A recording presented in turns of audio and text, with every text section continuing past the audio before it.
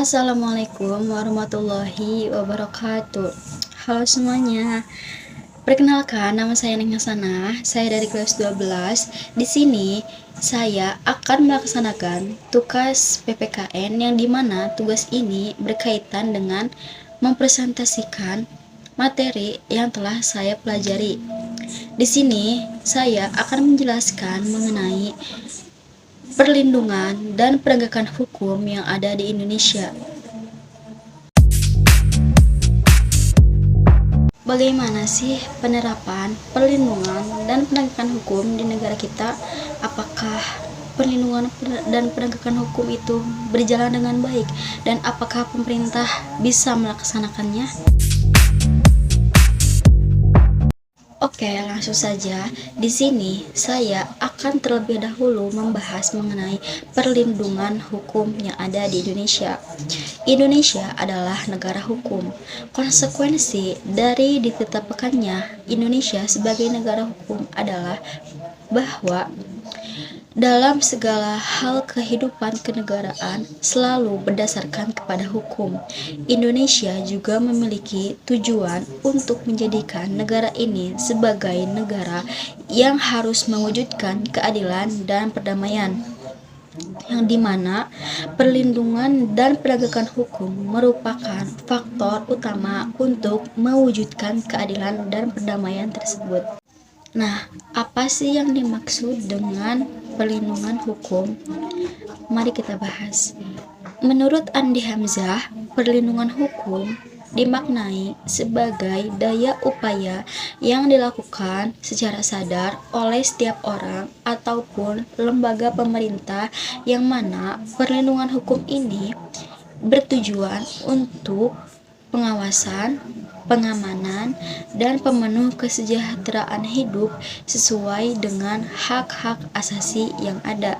Yang mana menurut pendapat tersebut dapat diambil kesimpulan bahwa perlindungan hukum ini diartikan sebagai upaya untuk melindungi yang dilakukan oleh pemerintah atau para penguasa dengan sejumlah peraturan yang ada. Singkatnya, perlindungan hukum ini adalah fungsi dari hukum itu sendiri, yang dimana hukum itu memberikan perlindungan kepada setiap orang. Baik, selanjutnya adalah pembahasan mengenai penegakan hukum. Menurut Profesor Dr. Jimli Asidik, penegakan hukum adalah proses dilakukannya upaya untuk tegaknya atau berfungsinya norma-norma hukum secara nyata sebagai pedoman perilaku dalam lalu lintas atau hubungan-hubungan hukum dalam kehidupan bermasyarakat dan bernegara. Yang mana ini bisa disimpulkan bahwa penegakan hukum merupakan usaha untuk mewujudkan ide-ide atau konsep-konsep dari apa yang diharapkan. Hukum itu sendiri bisa berjalan secara efektif apabila hukum itu ditegakkan dengan seadil-adilnya. Dengan kata lain, perlindungan hukum dapat terwujud apabila penegakan hukum dapat dilaksanakan dengan sebaik-baiknya. Proses hukum juga menjadi salah satu upaya untuk menjadikan hukum sebagai pedoman hidup setiap masyarakat atau lembaga pemerintahan. Nah, ada beberapa contoh dari penegakan hukum. Yang pertama, pengadilan memberikan vonis yang tepat kepada pelaku kejahatan. Yang kedua, pihak berwajib mengusut tuntas sebuah kasus. Yang ketiga, adanya sanksi bagi setiap orang yang melanggar hukum.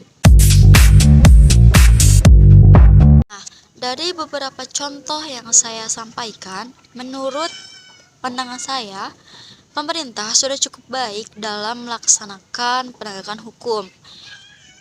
Bisa kita lihat dari kasus yang sangat viral atau booming pada saat ini, yaitu kasus mengenai pembunuhan yang dilakukan oleh aparatur negara.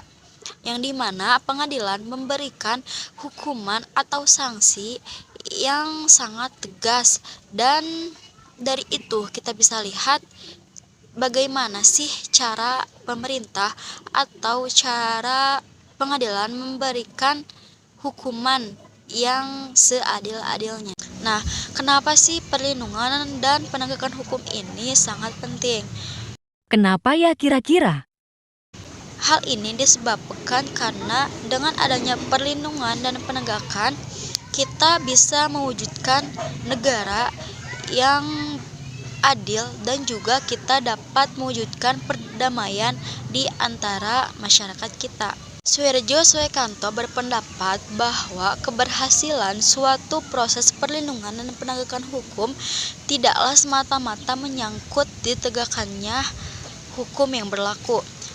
Akan tetapi, perlindungan dan penegakan hukum itu sangat bergantung kepada hukum itu sendiri, kepada para penegak hukum, kepada masyarakatnya, kepada sarana atau fasilitas yang mendukung hal hukum tersebut, dan juga kepada kebudayaan tersebut.